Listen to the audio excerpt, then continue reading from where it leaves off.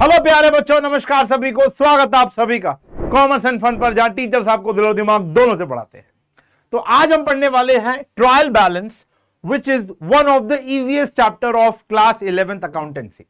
अब सर, अगर इतना ही आसान है ये चैप्टर तो इसका वन शॉट क्यों बना रहे हो? बच्चों को तो आता ही होगा। देखो भैया, पहली बात तो पांचों उंगलियां बराबर नहीं है, और दूसरी बात, हमें इस चैनल पर आपको देनी है हर एक चैप्टर का बेहतरीन वन शॉट, हर एक चैप्टर का देना है। तो भैया हम इस चैप्टर को भी मिस नहीं करेंगे। प्रोविजन एंड रिजर्व जो बहुत छोटा चैप्टर है उसको भी हम मिस नहीं करेंगे। ईच एंड एवरी चैप्टर का धमाकेदार वन शॉट आपके सामने आता रहेगा। आज मैं लेकर आ रहा हूं ट्रायल बैलेंस। 13 अक्टूबर को आएगा आपके पास डेप्रीसिएशन। जी हां, तो डेप्रीसिएशन का ऐसा वन शॉट कहीं नहीं देखा होगा भाई। जो मैंने वादा कर दिया तो कर दिया, सही है। तो बेहतरीन वन शॉट आएगा 13 अक्टूबर को। चलो, तो ट्रायल बैलेंस के बारे में पढ़ते हैं। देखो, ट्रायल बैलेंस होता क्या है, बहुत छोटा सा चैप्टर है ये, लेकिन इंपॉर्टेंट चैप्टर है ये। वो चैप्टर देखो देखो देखो देखो, शॉपिंग करना सबको पसंद है ना, ठीक है ना। लेकिन शॉपिंग में अगर आप किसी ऐसी शॉप पे जाते हो या ऐसे दुकान पे जाते हो या ऐसे क्या कह सकते हैं आउटलेट पे जाते हो जहां पर ट्रायल रूम नहीं है, तो आप कितनी भी चीजें पसंद कर लो भाई साहब, आप ट्राई नहीं कर पाओगे तो घर आके भैया वापसी तो करना ही पड़ेगा, चेंज कराना पड़ेगा। साइज इशू आ सकता है, लुक इशू आ सकता है। तो वहां पर ट्रायल रूम्स बने होते हैं। ट्रायल का मतलब वही है कि आप ट्राई करके देख रहे हो कि भैया चीज ठीक है या नहीं।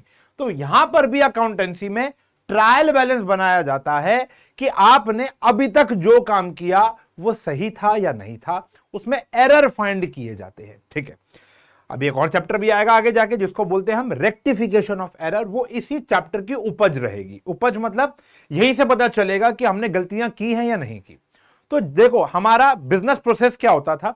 आइडेंटिफिकेशन ऑफ बिजनेस ट्रांजैक्शन, दूसरा होता था कन्वर्टिंग इनटू मनी टर्म्स, तीसरा होता था रिकॉर्ड करना। रिकॉर्ड हम जर्नल प्रॉपर बुक्स के अंदर करते थे, फिर उसको हम पोस्ट करते थे क्लासिफिकेशन यानी लेजर के अंदर। लेजर तक का काम हमारा ठीक है या नहीं है, यानी बिफोर बनाइंग आपका trading account, PNL account and balance sheet, मतलब फाइनल अकाउंट्स बनाने से पहले आपको यह चेक करना पड़ता है कि अभी तक का काम सही है या नहीं है, और वो काम चेक करता है ट्रायल बैलेंस। इसके अंदर लेजर अकाउंट्स के जितने भी बैलेंसेस होते हैं वो सारे के सारे यहां पोस्ट किए जाते हैं, और लास्ट में आगे पता चलता है कि दोनों बैलेंस है या नहीं है। अकाउंटेंसी पूरी की पूरी डिपेंडेंट है, या जो टॉपिक आप पढ़ रहे हो, जिस प्रकार की अकाउंटेंसी आप पढ़ रहे हो, वो है डबल एंट्री सिस्टम। आपकी किताब के ऊपर भी यही छपा हुआ है। तो डबल एंट्री सिस्टम मतलब एवरी एस्पेक्ट्स हैज टू चीजें, यानी डेबिट और क्रेडिट। तो वो दोनों हमेशा क्या होने चाहिए बेटा? सेल्फ बैलेंस्ड होने चाहिए, बराबर होने चाहिए। तो ट्रायल बैलेंस भी कुछ इसी प्रकार की चीज है। जैसे अगर इसकी थोड़ी सी डेफिनेशन देख ले तो trial balance is a statement showing the balances और total of debit and credit of all the accounts in the ledger with the view to verify the arithmetical, कि भैया न्यूमेरिकल या हमने जो प्लस माइनस और अमाउंट लिखने की कोई गलती तो नहीं की, arithmetical accuracy of posting into ledger account. कभी कभी जर्नल बनाने में गलती हो जाती है, कभी कभी उसको पोस्ट करने में गलती हो जाती है। कुछ गलतियां नेकेड आइज से दिख जाएंगी, कुछ गलतियां नेकेड आइज से नहीं दिखेंगी। अब ये नेकेड आइज का मतलब क्या है? मतलब नंगी आंखें। नंगी आंखों का मतलब यहां पे ये हो गया कि कभी कभी क्या होगा, अभी हम ये वाली सारी बातें ना रेक्टिफिकेशन में ही पढ़ेंगे प्यारे बच्चों। तो वहां पर क्या है कि जब हम जर्नल बना रहे हैं, फिर हम पोस्टिंग कर रहे हैं, ट्रायल बैलेंस बना रहे हैं, ट्रायल बैलेंस मैच ही नहीं किया, बहुत मेहनत की, मैच ही नहीं किया। मैच नहीं कर रहा तो मतलब इसका मतलब है या तो आपने जर्नल में गलती की है, या ज्यादातर चांसेस होते हैं आपने लेजर पोस्टिंग में गलती की है, टोटलिंग मिस्टेक की हुई है, ओमिशन हो रखा है, एरर ऑफ कमीशन, बहुत सारी बातें होती है। एक होता है कि हमारा ट्रायल बैलेंस तो मैच हो गया भाई साहब, लेकिन गलती फिर भी है। ट्रायल बैलेंस एक्चुअली मैच होना चाहिए था 3 लाख रुपए से, लेकिन आपका मैच हुआ 2,70,000, यानी 30,000 की अभी भी गलती है जो हमें नेकेड आई से नहीं दिख रही है। ये सारी की सारी बातें अभी हमने इस चैप्टर में नहीं पढ़नी। इस चैप्टर में तो हमें यह सीखना है कि ट्रायल बैलेंस बनता कैसे है। इससे सिंपल चैप्टर नहीं है। तो सबसे पहले तो इसके फॉर्मेट की बात कर लेते हैं। बड़ा प्यारा सा फॉर्मेट है। सीरियल नंबर आ जाएगा, नेम ऑफ अकाउंट्स आ जाएंगे, यानी जो भी आपने लेजर अकाउंट्स बना रखे हैं जिसमें बैलेंस सीडी और बैलेंस बीडी दिखाई दे रहा है, जो ऑलरेडी बैलेंस हो चुके हैं उनको नहीं देखते, जिसमें बैलेंस सीडी और बीडी दिखेगा उन सारे के नाम यहां लिखेंगे। लेजर फोलियो का फिर यहां पर हमारे यहां पे कोई काम नहीं है, प्रैक्टिकल जिंदगी में नंबर आ जाएगा, फिर डेबिट का अमाउंट आ जाएगा और क्रेडिट का अमाउंट आ जाएगा। दोनों बैलेंस बराबर होने चाहिए at the end of the question. ठीक है जी, एक क्वेश्चन मैं आपको करके दिखाता हूं, लेकिन उससे पहले एक बात जान लो। ये बात आप लोगों ने rules of debit and credit में सीख चुके हो, लेकिन मैं फिर रिवाइज करा रहा हूं। सबसे इंपॉर्टेंट बात जो आपको याद रखनी है प्यारे बच्चों, वो ये है कि जो डेबिट बैलेंस होगा वो किसका होगा? डेबिट बैलेंसेस, ये बोर्ड भी एकदम नया है, आपको पता होना चाहिए कि हम लोग इतने दिन से लेक्चर इसलिए भी नहीं डाल पा रहे थे कि हमारे घर वाला जो स्टूडियो था उसका बोर्ड तबाह हो चुका है, ठीक है ना, तो एक मोटा खर्चा आ गया। लेकिन इसके ऊपर भी स्टोरी है, वो मैं आपको प्रोविजन एंड रिजर्व चैप्टर में पढ़ाऊंगा कि हमने तुरंत नया बोर्ड कैसे खरीद लिया, इतने अमीर तो हम है नहीं, लेकिन हमको किसने बचाया। यकीन मान लो साइंस एंड फन को कॉमर्स ने ही बचाया है, मैं आपको प्रूव कर दूंगा प्रोविजन एंड रिजर्व चैप्टर में। अभी नहीं, अभी फिलहाल डेबिट बैलेंस और क्रेडिट बैलेंस। मैं पहली बार इस बोर्ड पे लिख रहा हूं तो हैंडराइटिंग का थोड़ा देख लेना, थोड़ा अजीब सा ही लग रहा है। हाँ जी, डेबिट बैलेंस और ये आ गया प्यारे बच्चों क्रेडिट बैलेंस। अब ये जो डेबिट बैलेंस है वो किस किस का होता है? देखो, सबसे पहली बात तो जितने भी हमारे एसेट्स होंगे, मॉडर्न अप्रोच के अकॉर्डिंग बात कर रहा हूं, जितने भी हमारे एसेट्स होंगे उनका सबका बैलेंस होता है डेबिट बैलेंस, यानी वो डेबिट साइड जाएंगे। जितने भी हमारे एक्सपेंसेस हैं, जितने भी हमारे एक्सपेंसेस हैं या कह सकते हो लॉसेस हैं, उनका बैलेंस भी कहां जाएगा बेटा? हमारा डेबिट साइड जाएगा। फिर अगर हम बात करें जैसे कुछ एग्जांपल्स की, जैसे परचेजेस भी हमारा एक्सपेंस होता है ना, ये भी यहीं जाएगा, और सेल्स रिटर्न भी हमारा यहीं पर ही जाएगा। एक्चुअली बच्चे कंफ्यूज होते हैं, इसलिए मैं यहां पर लिख देता हूं, ठीक है जी। और सबसे इंपॉर्टेंट बात देखो, जब मैंने आपको जीएसटी पढ़ाया था तो जीएसटी के अंदर क्या पढ़ाया था? इनपुट जो होता है वो हमारा एसेट होता है, आउटपुट मेरी क्या होती है? लायबिलिटी। तो जितना भी इनपुट होगा, इनपुट जीएसटी का, वो भी कहां जाएगा बेटा? हमारा डेबिट साइड, ठीक है जी। क्रेडिट साइड में जितनी भी हमारी लाइबिलिटीज हैं, जितने भी हमारी कैपिटल हैं, जितनी क्या कैपिटल तो एक ही होती है, और उसके बाद जितनी भी हमारी रेवेन्यू है, इनकम है, प्रॉफिट है, जो भी बोल लो, रेवेन्यू बोल लो, इनकम बोल लो, प्रॉफिट बोल लो, गेन बोल लो, वो सारा यहीं आ जाएगा। यानी माल बेचना कह सकते हो सबसे बड़ा रेवेन्यू होता है, और परचेज रिटर्न करना भी यहीं आएगा, और फिर आउटपुट जीएसटी भी यहीं आने वाला है। ओके, ये बात अगर आपने याद रख ली और आपको rules of debit and credit chapter sharp है तो ये चैप्टर आप 5 मिनट में समझ जाओगे, 6 मिनट नहीं लगेंगे, 5 मिनट में समझ जाओगे, ठीक है ना। तो ये एक आपको चीज याद रखनी है। यहां से आवाज आ रही है, मुझे लग रहा है चूहा है, नहीं चूहा तो नहीं है हमारे घर में। तो ये समझ में आ गया, इतना क्लियर है। चलो आगे अब हम लोग एक क्वेश्चन करके देखते हैं जहां पे आप समझ पाओगे। तो ये क्वेश्चन आपकी टीएस गरेवाल का ही है, स्क्रीनशॉट उठा रखा है। कह रहे हैं मैंने कहा ना कुछ है हे बाबा, कुछ दिखा क्या? मुझे तो नहीं दिखा। चलो, trial balance with the following information बनाना है। ये कुछ इंफॉर्मेशन दे रखी है, capital, cash, creditor, stock, sales, debtor, bank loan and purchase. तो टोटल 8 आइटम है, एक एक करके डालेंगे। पहला आया कैपिटल, दूसरा आया स्टॉक, ठीक है जी। तो यहां पर आया पहला कैपिटल अकाउंट, ऐसे लिखेंगे कैपिटल अकाउंट। आपको याद होगा जब हमने लेजर चैप्टर किया था तब भी हमने ट्रायल बैलेंस बनाया था, लेकिन पहले वहां पे जर्नल हुआ, फिर लेजर हुआ, फिर ट्रायल बैलेंस हुआ। इस चैप्टर में आपको ऑलरेडी लेजर के बैलेंसेस दिए होंगे, जहां बैलेंस ब्रॉट डाउन जाता है वो वाले बैलेंस आपको दिए हुए हैं, ठीक है ना। तो आपको डायरेक्ट, जैसे कैपिटल कितना था बेटा? 2 लाख रुपए, तो आपने कैपिटल कहां जाता है बेटा? हमारा क्रेडिट साइड, ये अभी हमने याद किया था। तो उसके आगे आ गया प्यारे बच्चों 2 लाख रुपए, ठीक है ना। फिर अगला आया स्टॉक। स्टॉक हमारा एसेट होता है प्यारे बच्चों, तो यहां लिख दिया हमने स्टॉक अकाउंट, तो 70,000 रुपए हमारा स्टॉक के सामने आ गया।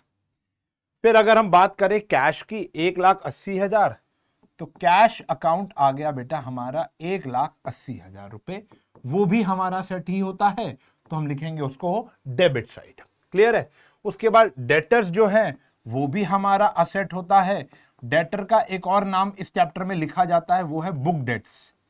डेटर का दूसरा नाम होता है बुक डेट, ठीक है ना। तो वो कितना था बेटा हमारा? 3 लाख रुपए। ओहो, असेट साइड ही आएगा, ये आ गया बेटा हमारा 3 लाख रुपए, ठीक है जी। चलो उसके बाद बात करते हैं क्रेडिटर। 1 लाख रुपए हमारी लाइबिलिटी है, तो ये आ गया क्रेडिटर्स।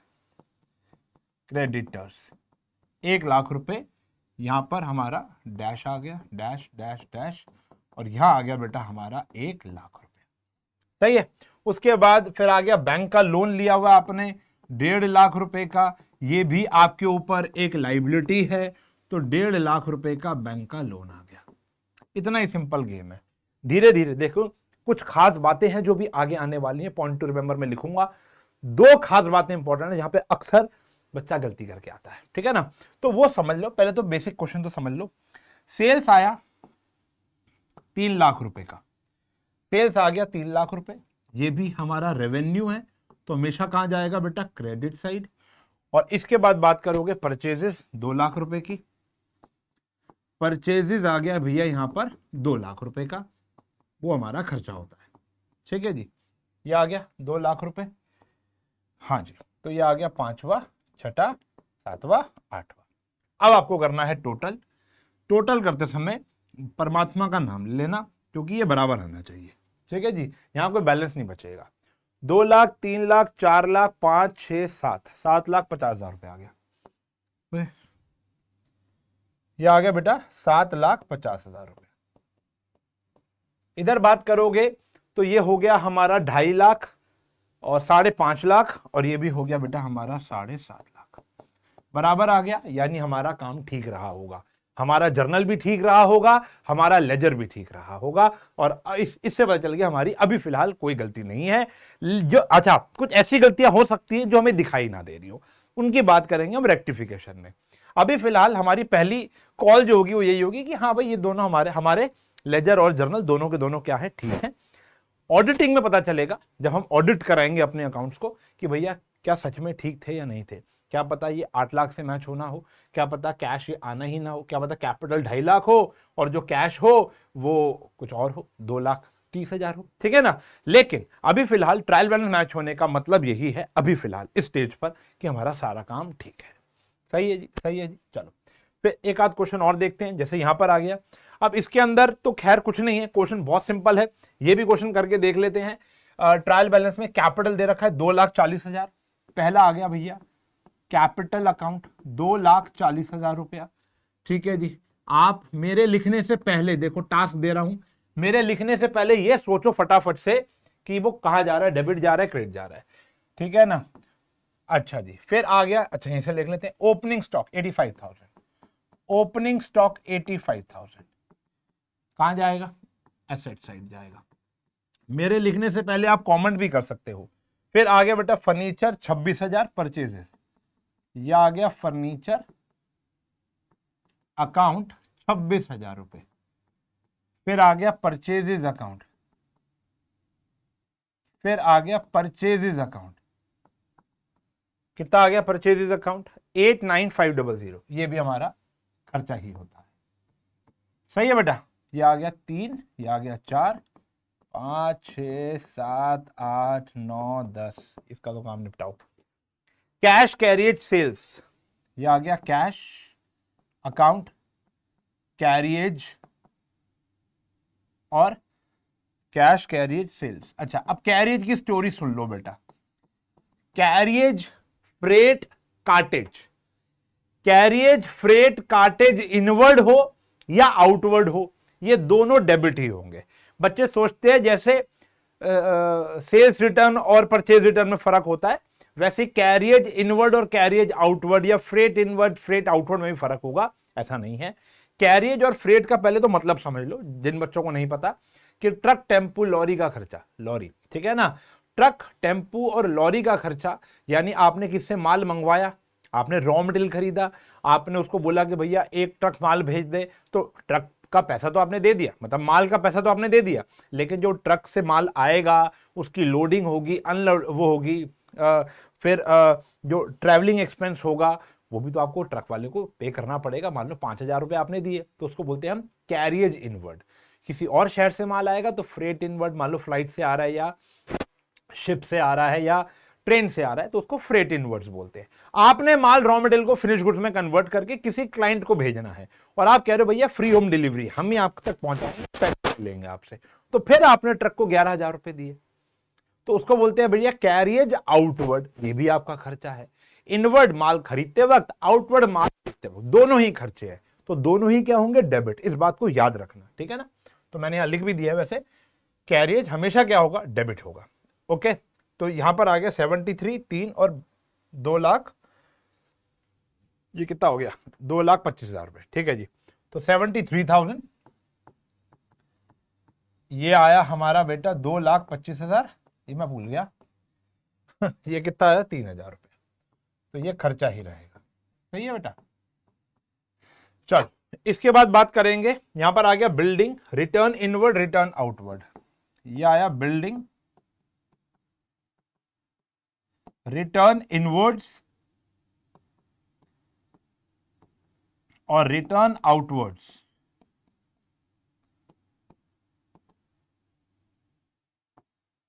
ये जाएगा, बिल्डिंग आ गया 1,20,000 रुपए एसेट है। रिटर्न इनवर्ड्स का मतलब क्या है बेटा, सेल्स रिटर्न। क्या होती है सेल्स रिटर्न, डेबिट होती है 19,000 रुपया। रिटर्न आउटवर्ड, जब हमने माल खरीद लिया फिर हम वापसी दे रहे हैं, तो ये आ गया बेटा हमारा 3,500, ये आ गया हमारा 3,500, सही है जी। फिर यहां आ गया 11, 12, 13। उसके बाद बात करते हैं ट्रेड एक्सपेंस डिस्काउंट रिसीव्ड की। यहां आ गया ट्रेड एक्सपेंस, यहां आ गया डिस्काउंट रिसीव्ड। अब ट्रेड एक्सपेंस कितना है भैया हमारा, 10,000, यह आ गया डेबिट साइड। और डिस्काउंट रिसीव्ड कहां है भैया, इधर आ गया, क्योंकि ये हमारी इनकम है। कभी कभी डिस्काउंट के साथ ब्रैकेट में लिख दिया जाता है डेबिट, और कभी कभी लिख दिया जाता है क्रेडिट। तो डिस्काउंट के आगे डेबिट लिखा है तो समझ लो वो डेबिट में जाएगा, यानी आपने पे किया है। डिस्काउंट के आगे कभी कभी क्रेडिट लिखा होता है, इसका मतलब है कि आपको रिसीव हुआ है, तो क्रेडिट साइड।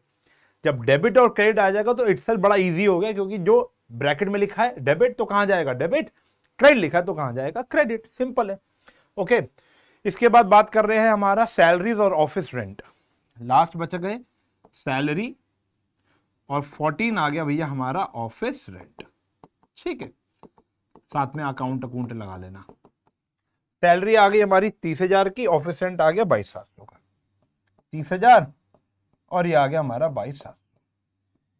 मां कसम कह रहा हूं टोटलिंग करके बता दो, मैं तो कह रहा हूं सही है सारा कुछ, टोटल करके बता दो कितना कितना बैलेंस आया, टाइम स्टैम्प डाल के दोस्तों की मदद कर देना। यहां का टोटल कर लो, यहां का टोटल कर लो, दोनों टोटल बराबर आएंगे। इसको बोलते हैं बेटा हम ट्रायल बैलेंस। एज ऑन, यहां डेट आ जाती है जिस डेट पर आप बना रहे हो। क्वेश्चन में कहीं नहीं लिखा डेट तो खाली रहेगी। जनरली जो स्मॉल स्केल बिजनेस होते हैं वो साल में एक ही बार ऐसा काम कर रहे हैं, और थोड़े से बड़े हो जाएंगे तो वो हाफ ईयरली करना शुरू कर देंगे, ट्रायल बैलेंस बनाना शुरू कर देंगे। उससे बड़े हो जाएंगे तो क्वार्टरली, और बड़े हो जाएंगे तो मंथली भी कर सकते हैं। लेकिन जनरली जो ट्रायल बैलेंस, जो मेजर ट्रायल बैलेंस होता है वो साल के अंत में बनता है, ठीक है ना। सही है जी, 31 मार्च को।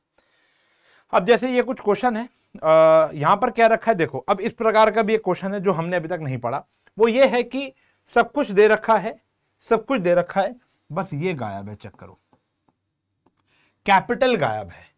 तो सब कुछ आप पोस्ट करोगे, कैपिटल बैलेंसिंग फिगर से निकल आएगा। तो देखो ये एक और क्वेश्चन है जो हम बाय हैंड कर रहे हैं, बाकी सारे हम ओरली करेंगे, ठीक है ना, कि ताकि ये बोरियत वाला लेक्चर ना बन जाए भाई। ओके, हम अभी कॉन्सेप्ट पे ज्यादा ध्यान लगाएंगे आगे जाकर। अच्छा, एक आता है बैंक ओवरड्राफ्ट। क्या होता है बेटा बैंक ओवरड्राफ्ट? बैंक ओवरड्राफ्ट तो पता ही है ना, इट्स माय लायबिलिटी। 2 3 4 5 6 7 8 9 13 करूं गिन गिन गिन। Sales purchase return debtor, sales purchase return debtor, account लिख लेना, वेजेस, कैपिटल, उसके बाद आ गया purchase cash creditor, purchases cash creditor, फिर आ गया सेल्स रिटर्न इक्विपमेंट। अब बच्चे सोचते हैं इक्विपमेंट क्या होता है सर, बेटा मशीनरीज वगैरह इक्विपमेंट हो गई, ठीक है जी। इक्विपमेंट जैसे फॉर एग्जांपल एक फोटोग्राफर की दुकान है तो उसका जो ट्राइपॉड्स हो गए, ठीक है ना, सेल हो गए, सेल का चार्जर हो गया, ये सब इक्विपमेंट होते हैं। कैमरा भी हो गया, उसमें कैमरा भी इंक्लूड कर लो। और आ गया जी हमारा ओपनिंग स्टॉक, ओपनिंग स्टॉक, सही है जी। अब ये आया नहीं 13, चलो फिर हम बात करते हैं जी 85,000, 1,08,10,000, 85 लाइबिलिटी है, ये आ गया 8,10,000। उसके बाद ये भी डैश है, ये भी डैश है। परचेज रिटर्न की बात करोगे तो 22,500, ये भी इधर ही आ गया 22,500। ठीक है जी। फिर डेटर की बात करोगे 4,05,000, यह आ गया 4,05,000। वेजेस आ गया बेटा मात्र 96,000 वेजेस आ गया। कैपिटल पता नहीं है, ये हमें निकालना है। अभी देखो कैसे निकालेंगे। परचेजेस अकाउंट आ गया 4,45,000, यहां कुछ नहीं है। उसके बाद कैश क्रेडिटर्स, अच्छा ये तो लिख दिया ना, 8,500, 2,15,000 क्रेडिटर इधर आएंगे।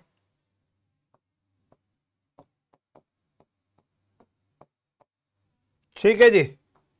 सेल्स रिटर्न आ गया 15,750।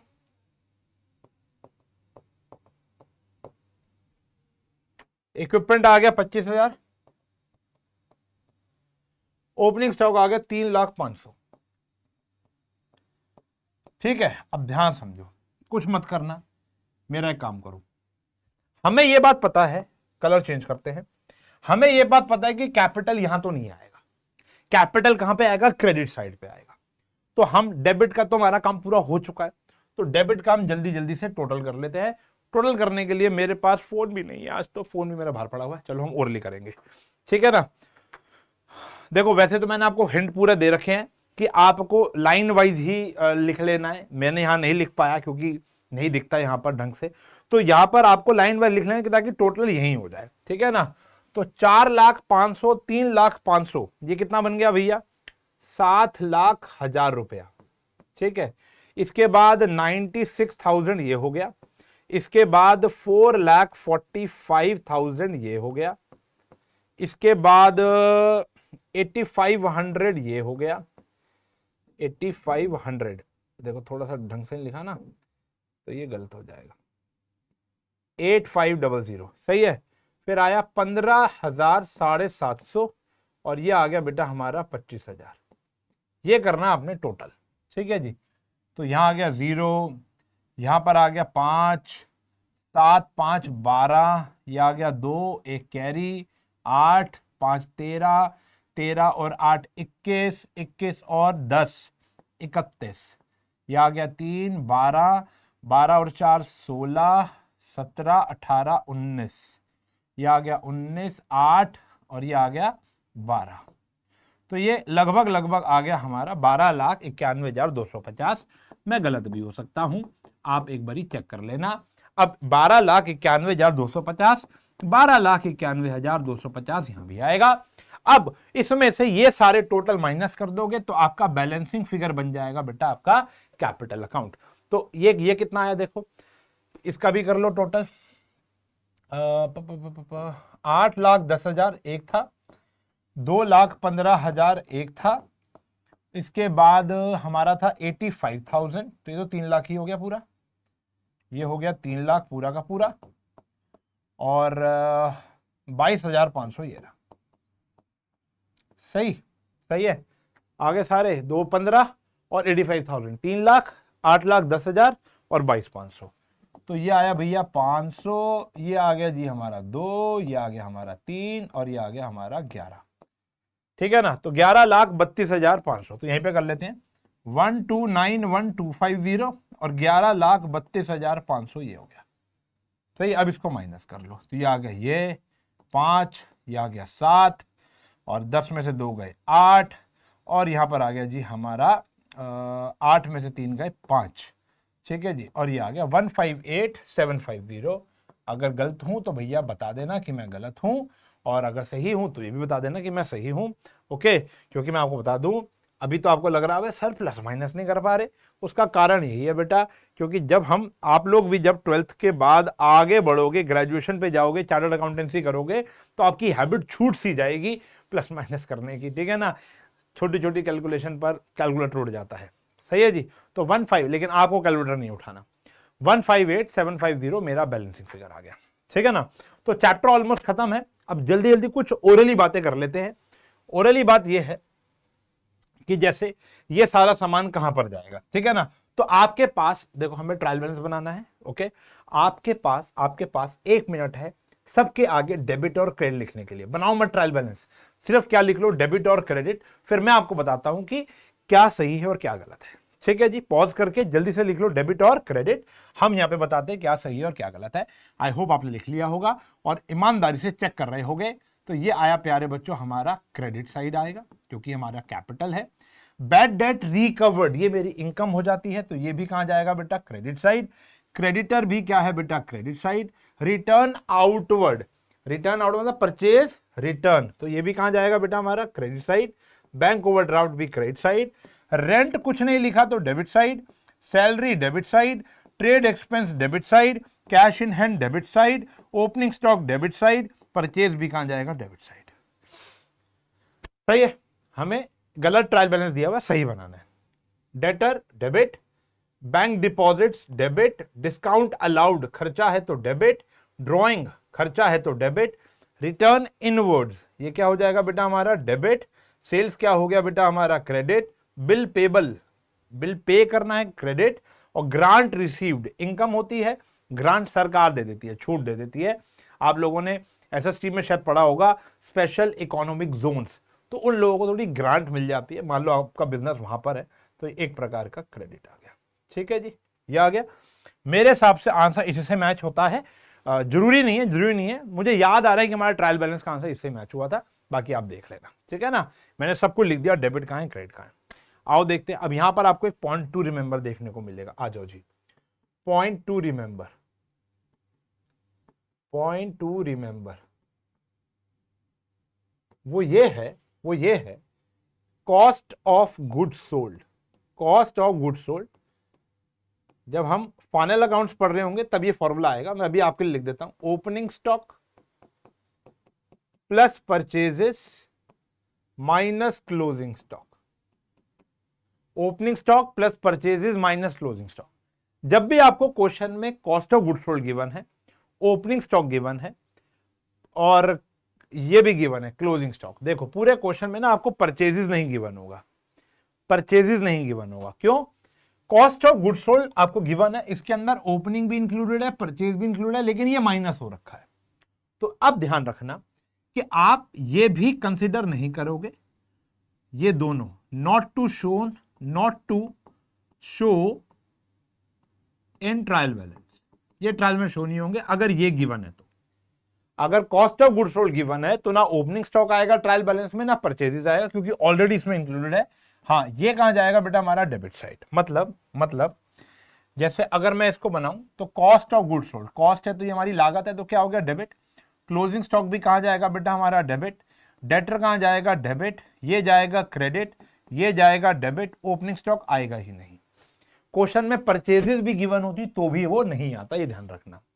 परचेजेस होती वो तो दी नहीं हुई, वो बात अलग है। ये आ गया डेबिट, ये आ गया क्रेडिट और ये भी आ गया क्रेडिट, मैच हो जाए। सही है जी, ओके, क्लियर है। ये बात याद रखना बेटा, बहुत इंपॉर्टेंट बात है ये, ठीक है ना। एक और पॉइंट टू रिमेंबर आ गया। अच्छा, अब ये वाला क्वेश्चन देखो, ये वाला क्वेश्चन आपकी टीएस गढ़वाल में गिवन है। अब इस क्वेश्चन का मैंने ऑलरेडी ट्रायल बैलेंस बना लिया है बेटा, ठीक है जी। मैंने ऑलरेडी सारी की सारी चीजें पोस्ट कर दी है, हम फिर डिस्कस कर लेते हैं। आप फिर एक बार वीडियो को पॉज कर लो। ये ड्राइंग लिखा हुआ है, बाकी तो आपको दिख ही रहा होगा। ये जो लास्ट वाला अगर आपको नहीं दिख रहा तो ये ड्राइंग्स लिखा हुआ है। आप एक बार पूरा का पूरा क्वेश्चन डेबिट क्रेडिट करके लिख लो और फिर चेक कर लो। आओ मैं चेक करा देता हूं। ये कहां जा रहा है बेटा, क्रेडिट साइड। ये जा रहा है बेटा हमारा debit side. Cash in hand भी हमारा कहां जाएगा, debit side. Commission received income है तो कहां आ जाएगा, क्रेडिट साइड। डिस्काउंट के आगे डेबिट लिखा तो ऑब्वियसली बात है डेबिट साइड। परचेज रिटर्न है तो क्रेडिट साइड। इंटरेस्ट रिसीव्ड है तो ये भी क्रेडिट। रिपेयरिंग चार्जेस खर्चा डेबिट। जनरल एक्सपेंस खर्चा debit. Asset debit. Sales return क्या होता है बेटा, ये डेबिट। लोन एडवांस्ड, अब यहां बच्चे फंसते हैं, लोन देखा नहीं क्रेडिट लिख दिया, सोचते उधार है। लोन एडवांस्ड का मतलब है हमने लोन दिया भाई किसी को, हम भी तो दे सकते हैं यार किसी को लोन, तो ये आ गया डेबिट, उधारी दे दी किसी को। ऑफिस सैलरीज क्या हो गया, डेबिट। फिर आ गया building, debit. Opening stock debit. Rates, taxes and insurance, सब खर्चा होता है। टैक्स भी खर्चा है, रेट्स अभी रुक जाते हैं, मतलब टोल टैक्स वगैरह होते हैं इसके अंदर कुछ, और कुछ प्रकार के टैक्स होते हैं। इंश्योरेंस तो आपको पता ही है, ये सब क्या है, डेबिट है। डिस्काउंट के आगे क्रेडिट, तो क्रेडिट, क्रेडिटर क्रेडिट, ये credit. Book debt, book debt का मतलब क्या होता है, डेटर ही होता है, मैंने अभी बताया था। तो डेटर का मतलब क्या हो गया बेटा, यहां पर डेबिट। रेंट क्या हो गया भैया, डेबिट। परचेज क्या हो गया, debit. Carriage and freight, debit. Delivery van asset है, डेबिट। ट्रैवलिंग एक्सपेंस क्या है, डेबिट। और ड्रॉइंग्स भी क्या होती है, डेबिट। मां कसम लगेगी, एक बार वीडियो को पॉज कर लेना और फिर इसको ट्रायल बैलेंस को बना लो, टोटल कर लो, कुछ ऐसा आएगा। हमने ट्रायल बैलेंस बना दिया, देखो आपके लिए, पूरा नहीं है, 20 एंट्रियां यहां हैं और बाकी एंट्रियां यहां हैं। अब अगर आप इसका टोटल करोगे प्यारे बच्चों, तो आपको एक बड़ी विचित्र सी बात देखने को मिलेगी।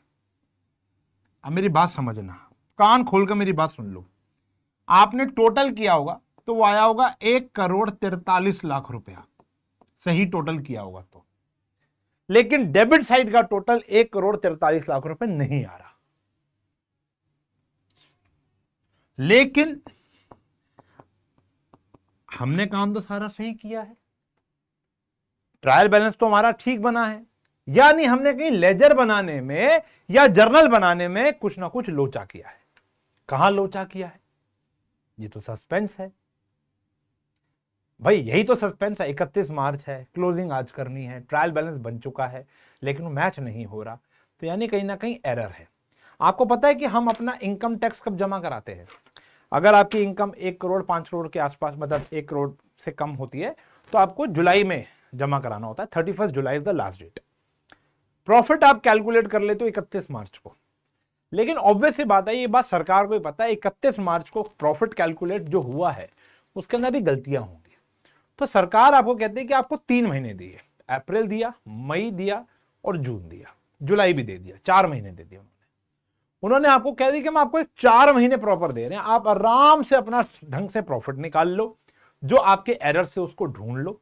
और अगर आपका काम 1 करोड़ रुपए से ऊपर है तो सरकार आपको कह रही है कि बेटा 6-8 महीने ले लो, अप्रैल मई जून जुलाई अगस्त सितंबर अक्टूबर नवंबर, नहीं जल्द ज्यादा हो गया, अप्रैल मई जून जुलाई अगस्त सितंबर, 6 महीने देती है सरकार आपको, 2 महीने फालतू देती है कि भैया आराम से कैलकुलेशन करो, प्रॉफिट निकालो। 30 सितंबर लास्ट डेट। अभी इस साल तो 7 दिन और आगे एक्सटेंड कर दी सरकार ने, क्योंकि उनका वो पोर्टल काम नहीं कर रहा था, क्योंकि हमारे बिजनेस की जाती 1 करोड़ रुपए से ऊपर है, ठीक है ना, तो वहां पर क्या है कि ऑडिट करानी पड़ती है। आप जब ट्रायल बैलेंस बना रहे हो तो हमारा मैच नहीं कर रहा, तो अब आता ऑडिटर। ऑडिटर वो होता है जो ऑडिट करता है, ठीक है ना। मैं भी एक समय पर था, ठीक है ना, मतलब जूनियर ऑडिटर था, किसी के अंडर काम करता था जब मैं सीए की आर्टिकलशिप कर रहा था। तो मेरी जो एक्सपर्टीज है वो कहीं ना कहीं ऑडिटिंग में थी, मुझे ऑडिटिंग बड़ी पसंद लगती थी। तो ऑडिट में ऐसे ऐसे टिक लगाते थे, अब तो मेरी आदत ही छूट गई, ऐसे टिक लगा के हम लोग चेक करते थे each and every paper, each and every document, each and every journal ledger, tally पे बैठ के प्रॉपर चेक करते थे, दस्तावेज, वेरीफाइबिलिटी, पूरा का पूरा। तो वहां पे हमें गलतियां पता चल जाती थी और गलतियों को हम ठीक कर देते थे। फिर सीए साहब आते थे, स्टैंप लगाते थे, हमें 2-2 हजार पकड़ा देते, कुछ खुद 2-2 लाख रुपए लेके निकल जाते थे। ये एक बड़ा लोचा है, साइन अगर आपके चल रहे हैं तो भैया पैसा है, वरना नहीं है, सिंपल सी बात है। तो जूनियर अकाउंटेंट को कुछ भी नहीं मिलता। तो यहां पर आपको देखोगे तो यहां पर 1,90,000 रुपए का फर्क आ रहा होगा। ये 1,90,000 कहां जाएगा ये हमें पता नहीं है, ये एक बहुत बड़ा सस्पेंस है। तो हम भी इसको अभी फिलहाल सस्पेंस अकाउंट में लिख देंगे। कहां लिख देंगे? सस्पेंस अकाउंट में। ये बात का ध्यान रखना। आप बोलोगे सर ये कैसे चलेगा कि गलती कहां हुई है? तो बेटा जरूर पता चलेगा आपको, गलती क्यों नहीं पता चलेगा, अभी नहीं पता चला ना, 3 महीने हैं हमारे पास, आराम से गलती ढूंढ लेंगे। और गलती ठीक कैसे करेंगे जानने के लिए देखना पड़ेगा आपको रेक्टिफिकेशन ऑफ एरर्स, ठीक है ना। अभी फिलहाल सस्पेंस अकाउंट में आपको इसको डालना है, इकलौता है। सर एग्जाम में कैसे पता चलेगा? भाई देखो वहां तुमको अपने पे भरोसा होना चाहिए। अगर तुम्हें लगता है तुमने सारी की सारी एंट्रियां ठीक की हैं तो सस्पेंस आ सकता है। अगर तुम ऐसा थोड़ा है कि भैया एंट्रियां तुम रॉन्ग भी कर रहे हो ट्रायल बैलेंस के अंदर और सस्पेंस अकाउंट क्रिएट करके आ गए हो तो गलत हो जाएगा, ठीक है ना। तो मतलब अगर आपने सब कुछ ठीक किया है और फिर भी मैच नहीं कर रहा तो यानी 100% वहां पर सस्पेंस होगा। सस्पेंस इधर भी हो सकता है और इधर भी हो सकता है, वो देख लेना, ठीक है जी। तो इस क्वेश्चन में ये था। इसके बाद एक लास्ट क्वेश्चन है बेटा आज का, वो यहां पर फिफ्थ जीएसटी के ऊपर आ गया। मैं आपको ऑलरेडी पढ़ा चुका हूं जीएसटी के बारे में भी, तो यहां पर जल्दी जल्दी आप लोग भी लिख लो, मैं भी लिख लेता हूं कि ये ऑब्वियस सी बात है, ये क्या है, डेबिट है, ये क्रेडिट है। परचेजेस क्या है बेटा, हमारी डेबिट होती है। सेल्स क्या होती है, credit. Purchase return credit, sales return debit. Transportation debit, discount allowed debit, printing debit, debtor debit. सारे के सारे इनपुट भी क्या होते हैं बेटा, डेबिट। सारे के सारे आउटपुट क्या होते हैं बेटा, क्रेडिट। समझ गए ना तुम अब। Creditor, investment, machinery, building, furniture, electricity, postage, drawing, salary, travelling expense. ये बन गया बेटा हमारा ट्रायल बैलेंस। बना लोगे, जाना है जी, खत्म। इतना ही चैप्टर है भाई साहब, इतना ही है, ये आ गया जी, खत्म। ठीक है जी। किसी को कोई डाउट हो तो कमेंट सेक्शन में पूछ सकते हो आप, बता दूंगा मैं कि सर ये वाली आइटम कहां जाएगी, ये वाली आइटम कहां जाएगी। डेप्रिसिएशन ऑन 13 अक्टूबर 100% शाम को 7:30-8 बजे आपके पास आ जाएगा। ऐतिहासिक लेक्चर होगा, मजा आ जाएगा आपको। आपको लगेगा कि भैया अभी फिलहाल अगर आपको कुछ समझ नहीं आ रहा यार, क्या लोचा है क्या नहीं है, एक बारी मेरे से पढ़ लेना डेप्रिसिएशन। अपने दोस्तों को कह देना कि एक बारी भाई इस भाई से पढ़ लो, और फिर डिसाइड कर लो कि ठीक पढ़ा रहा हूं या खराब पढ़ा रहा हूं। ठीक है ना, एक बारी। मतलब कुछ चीजें होती है जो आप बड़े गर्व से कहते हो कि यार मैं ये तो अच्छी पढ़ाता हूं। ठीक है ना। अभी मेरा हाल ही में पॉडकास्ट हुआ था बच्चों के साथ, तो मैंने वहां पर ही पूछा था, तो बच्चों ने कहा जर्नल आपने बहुत बढ़िया पढ़ाया, तो मुझे है गर्व उस पर।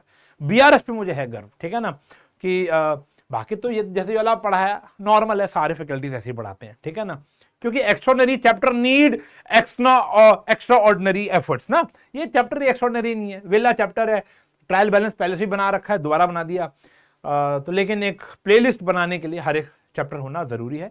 हो सकता है किसी बच्चों को ना आता हो, तो व्यूज के ऊपर काम नहीं कर रहे हैं हम, यहाँ बच्चों की ग्रोथ पे काम कर रहे हैं। Got it? ठीक है ना। तो 13 अक्टूबर डेप्रिसिएशन 100% आपके समक्ष आएगा।